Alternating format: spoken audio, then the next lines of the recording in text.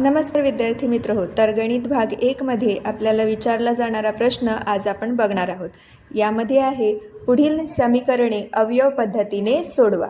आता अवयव पद्धत म्हणजे काय? आपल्या शरीराला जसे अवयव आहेत तसे या गणिताला सुद्धा अवयव आहेत. मग ते कसे? तर मी तुम्हाला दाखवते.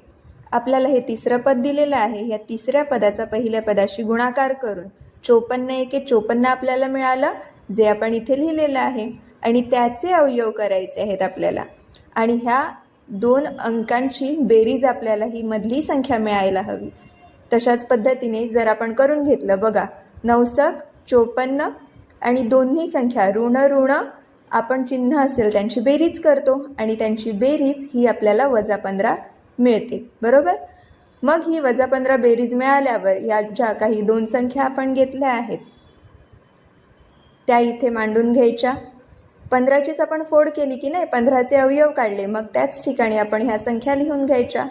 त्यानंतर एक 2x वर्ग ह्यामधला आपण x हा कॉमन काढून घ्यायचा आणि त्यानंतर 1 9 एके 9 आपण घेतले, ऋणचिन्ह आहे, दिला आपण ऋणचिन्ह. त्यानंतर -6 हे घेतले आणि कंसात आपण काय केलं, x अधिक वजा चिन्ह घेतलं, 6 9 54 घेतलं, म्हणजे आपण इथे 9 मिळवले, कंस पूर्ण आणि समीकरण पूर्ण. त्यानंतर सारख्या संख्या कोणत्या आहेत त्या आपण इथे लिहून घेतल्या, म्हणजे कंसात x - 9 कंस पूर्ण. त्यानंतर ज्या उरलेल्या संख्या आहेत त्या आपण इथे लिहून घ्यायच्या. आणि जसं xची आपल्याला किंमत पाहिजे आहे, म्हणजे हे समीकरणाची आपल्याला मुळे शोधायची आहेत, मग ह्या चलाची किंमत आपण 9 मिळाली आपल्याला.